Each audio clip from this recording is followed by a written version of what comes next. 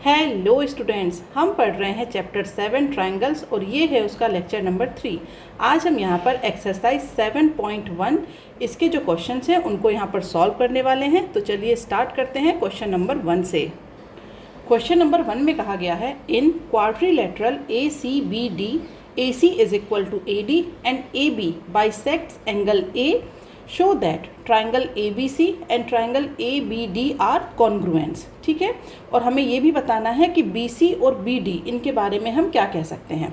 तो यहाँ पर सबसे पहले हमें कंडीशन क्या गिवन है उसे देख लेते हैं। तो देखिए यहाँ पर ये कहा गया है कि ये जो AC और ED हैं वो इक्वल हैं, तो इन्हें लिख लेते हैं हम। ये हो गया AC is equal to AD। Okay, ये AC हो गया और ये हो गया हमारे पास AD, ये दोनों क्या हैं, इक्वल हैं। इसके बाद कहा गया है कि ये जो एंगल A है यहाँ पर ये पूरा क्या है, एंगल A, और एंगल A क्या हो रहा है, यहाँ पर लिखा है AB बाइसेक्ट्स एंगल A। तो इसका मतलब ये हुआ कि ये जो हमारे पास AB जा रहा है ये इस एंगल A को क्या कर रहा है, दो इक्वल पार्ट में डिवाइड कर रहा है। तो यहाँ पर अब हम लिख सकते हैं कि ये जो हमारे पास हो जाएगा एंगल CAB ये इक्वल हो जाएगा एंगल BAD के। क्यों? क्योंकि यहाँ पर इसे अगर मैं एंगल 1 कहूँ इस वाले पार्ट को, और ये जो दूसरा पार्ट है इसे अगर मैं एंगल 2 कहूँ, तो यहाँ पर ये जो एंगल 1 और ये एंगल 2 हैं ये इक्वल कहे गए हैं। क्यों? क्योंकि ये जो पूरा एंगल A है जिसे हम कह सकते हैं CAD पूरा एंगल, ये हमारा AB के तरफ से, मतलब AB ने इसे क्या कर दिया है, बाइसेक्ट कर दिया है। तो दैट मीन्स यहाँ पर ये दोनों एंगल क्या हो जाएंगे, इक्वल। तो अब हमें ये प्रूफ करना है कि यहाँ पर ये जो दो ट्राइंगल्स हैं ये क्या है, कॉन्ग्रुएंट्स। तो अब अगर मैं यहाँ पर देखूँ तो इन दोनों ट्राइंगल में, यहाँ पर अब मैं लिख लेती हूँ triangle ABC and triangle ABD। इन दोनों ट्राइंगल्स को अगर मैं देखूँ तो यहाँ पर हमें क्या गिवन है, दोनों में एक फर्स्ट ट्राइंगल हमारा ये हो गया और सेकंड ट्राइंगल ये हो गया। तो अगर मैं फर्स्ट ट्राइंगल की बात करूं तो यहाँ पर क्या है, AC है और दूसरे ट्राइंगल में क्या है, AD है। ये दोनों इक्वल हैं। ओके, अब यहाँ पर एंगल 1, अब मैं एंगल 1 और एंगल 2 लिख देती हूँ, मैंने इनकी नेमिंग कर दी है। Angle 1 is equal to angle 2, ये भी हमें पता है।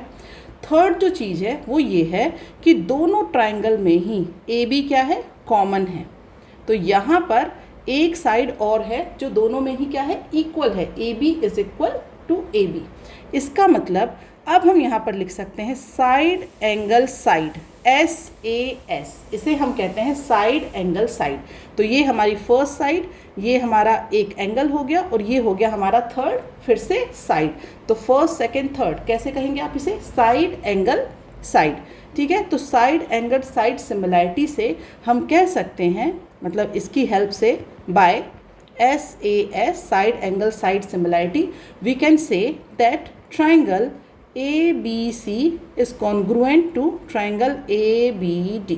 ओके, अब क्वेश्चन में एक लाइन और थी, what can you say about BC and BD। तो अब हमें BC और BD के बारे में कुछ कहना है। तो क्या कह सकते हैं आप, तो यहाँ पर देखिए, जब ये दोनों ट्राइंगल इक्वल हो गए, AC साइड जो है वो AD के इक्वल हो गई, AB कॉमन है, तो ये जो BC और BD हैं इनके बारे में आप क्या कह सकते हैं कि ये जो BC है वो इक्वल होगा BD के। So that we can say that BC is equal to BD। यही स्टेटमेंट हमें वहाँ पर लिखना है। क्लियर है? अब हम आ जाते हैं क्वेश्चन नंबर 2 पर। क्वेश्चन नंबर 2 में कहा गया है ABCD is a quadrilateral in which AD is equal to BC। तो देखिए AD कहाँ पर है, ये हो गया AD, ये किसके इक्वल है, ये है BC के इक्वल। लिख भी लेते हैं AD is equal to BC। उसके बाद कहा गया है triangle DAB is equal to triangle CBA। तो अब देखिए ट्राइंगल, यहाँ पर एंगल कहाँ है, एंगल DAB, ये वाला जो एंगल है DAB, दैट मीन्स ये पूरा एंगल A, ये इक्वल है एंगल CBA के। इसका मतलब ये इस एंगल के क्या है, इक्वल है। इसके बाद हमें कहा गया है हमें ये प्रूफ करना है कि जो ट्राइंगल है ABD, तो यहाँ पर लिख लेते हैं फर्स्ट थिंग जो हमें प्रूफ करनी है, triangle ABD is equal to मतलब congruence to triangle BAC। Second thing, चलिए पहले फर्स्ट थिंग को प्रूफ करते हैं फिर देखेंगे सेकेंड थिंग। ओके, तो यहाँ पर हमें गिवन है एक तो AD is equal to BC, ये हमें गिवन है। दूसरा हमें ये गिवन है, यहीं पर साइड में मैं लिख लेती हूँ, ये जो एंगल है एंगल A, क्योंकि कंप्लीट एंगल है तो मैंने इसे लिख लिया एंगल A, या फिर आप पूरा नाम भी लिख सकते हैं, ये इक्वल है एंगल B के। कंप्लीट एंगल, पूरा एंगल A इक्वल है इस पूरे एंगल B के। तो अब इसे प्रूफ करने के लिए हम क्या करेंगे, ये जो ट्राइंगल्स इसने कहे हैं उन्हें अलग अलग ड्रॉ कर लीजिए। देखिए यहाँ पर ट्राइंगल क्या है ABD, तो अगर मैं ABD को ड्रॉ करूँ तो ये पॉइंट B, यहाँ A और ये D, ठीक है। इस तरीके से मैंने ड्रॉ कर लिया, ये हो गया मेरे पास BAD, ठीक है। ABD जो ट्राइंगल है वो इसी तरीके से है और ये हो गया इसका एंगल A। अब यहाँ पर कौन सी साइड है, ये AD साइड है। ओके, दूसरा ट्राइंगल कौन सा है, BAC, तो ये जो BAC है एज इट इज़ जैसे आपको दिख रहा है इसे ऐसे ही ड्रॉ कर लीजिए। ये हो गया, इस तरीके से हम इसे कर लेंगे यहाँ पर ड्रॉ। ओके, तो ये वाला जो साइड है ये है AB और ये हो जाएगा C, ठीक है। BAC as it is draw कर लिया, ये है एंगल यहाँ पर B और साइड कौन सी है, BC। अब इन दोनों ट्राइंगल्स को देखिए, इस क्वाड्रिलेटरल को भूल जाइए, साइड में हमें ये दोनों ट्राइंगल कहे थे कि हमें ये दोनों ट्राइंगल कॉन्ग्रुएंट प्रूफ करने हैं, तो अब हम इन ट्राइंगल्स को देखेंगे। अब मुझे ये बताइए, इन दोनों में ही सबसे पहले हमें क्या गिवन है, हमें गिवन है AD is equal to BC। ये जो AD है ये इस BC के इक्वल है, ये हमें गिवन है। दूसरा हमें क्या गिवन है, हमें ये गिवन है कि ये जो एंगल A है ये इस एंगल B के इक्वल है। जो भी वैल्यू है इसकी वैल्यू जो भी 70 डिग्री हो, 90 डिग्री हो, 45 डिग्री हो, वॉटेवर इसकी जो भी वैल्यू है, ये हमारा एंगल A इस एंगल B के इक्वल है। थर्ड थिंग हम ये कह सकते हैं कि AB is equal to AB। क्यों कह सकते हैं, कॉमन है, क्योंकि दोनों में ही, यहाँ पर भी AB है, AB की जो भी लेंथ है वो 5 सेंटीमीटर हो, वो 10 सेंटीमीटर हो, दोनों में ही AB क्या है, कॉमन है। तो इसका मतलब यहाँ पर फिर से साइड एंगल साइड सिमिलैरिटी से हम कह सकते हैं कि ये जो दोनों ट्राइंगल हैं ये हमारे क्या हैं, कॉन्ग्रुएंट हैं। क्लियर है। आप क्या करेंगे, सिर्फ इस क्वाड्रिलेटरल में से इन दोनों ट्राइंगल्स को अलग से ड्रॉ कर दीजिए, जैसे गिवन थे उसी तरीके से हमने यहाँ पर ड्रॉ कर लिए। फिर हम लिखेंगे कि AD is equal to BC, it's given. Angle A is equal to angle B, this is also given. और AB is equal to AB, ये कॉमन है। Then by side angle side similarity ये जो दोनों ट्राइंगल हैं ये क्या हो गए, कॉन्ग्रुएंट। अब सेकेंड पार्ट पे आ जाते हैं, क्या प्रूफ करना है, BD is equal to AC। तो अब अगर हम सेकेंड पार्ट की बात करें, सेकेंड पार्ट में क्या गिवन है, BD is equal to AC। तो अब इसी को, ये जो फर्स्ट पार्ट हमने प्रूफ किया है इसमें देखिए हमने लिखा था ABD is congruent to triangle BAC। तो दैट मीन्स अब यहाँ से ये जब आप देखेंगे कि ये जो AD है वो तो BC के इक्वल है, जो AB है वो कॉमन है, तो बची हुई साइड कौन सी है, बची हुई साइड इस ट्राइंगल में कौन सी है, BD। अगर मैं बात करूँ तो यहाँ पर क्या बचा, देखिए AD किसके इक्वल है, BC के इक्वल है, AB कॉमन है, तो बचा क्या, यहाँ पर बचा BD और यहाँ पर क्या बचा, AC। तो ये जो फर्स्ट पार्ट हमने प्रूफ किया है तो इसी में अब हम लिख सकते हैं कि by side angle side similarity से both triangles are congruent so that BD is equal to AC। तो ये हो गया हमारा सेकेंड पार्ट। थर्ड पार्ट में क्या कहा गया है, थर्ड पार्ट में कहा गया है एंगल ABD। तो देख लीजिए एंगल ABD, इस वाले एंगल की बात हो रही है। ओके, इसे कहा गया है एंगल BAC, इस वाले एंगल से, ठीक है। तो अभी हमने क्या किया था, हमने अभी जस्ट पहले ये लिखा था कि एंगल A जो है इस एंगल B के क्या है, इक्वल है। ये वाला जो एंगल है, ये वाला एंगल, ये किस एंगल के इक्वल था, इसके इक्वल था। तो इसका मतलब यहाँ पर देखिए ना, ये A है, ये किसके इक्वल है, B के। तो ये जो B है ये किसके इक्वल है, ये A के इक्वल है। तो अब हम यहाँ पर थर्ड पॉइंट में भी लिख सकते हैं कि यहाँ पर ये आप सीधे यही लिखेंगे क्योंकि both triangles are congruent so that यहाँ पर ये जो एंगल B है, पूरा नाम लिख दीजिए इसका, angle ABD BAC, ABD is equal to angle BAC।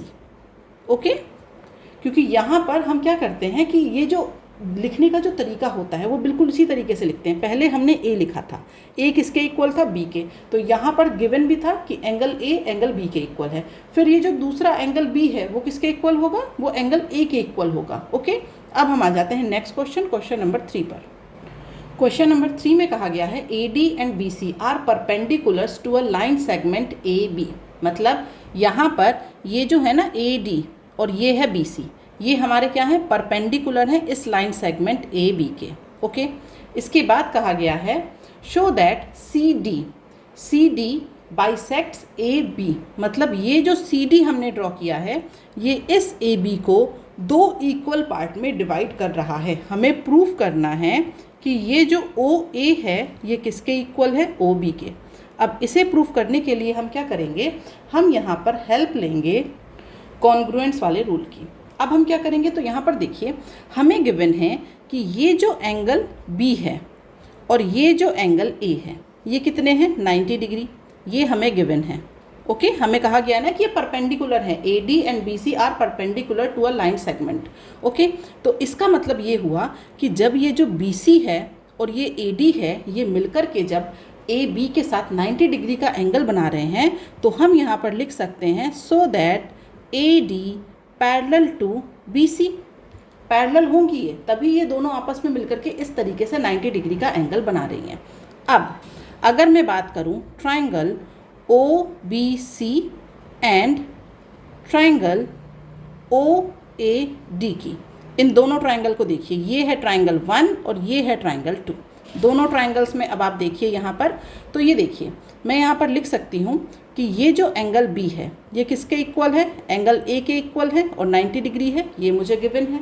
ठीक है, दूसरी बात यहाँ पर हमें क्या गिवन है, यहाँ पर हमें गिवन है, क्वेश्चन में ही गिवन है कि ये जो ए डी है ये किसके इक्वल है, ये बी सी के इक्वल है, ये हमें गिवन है।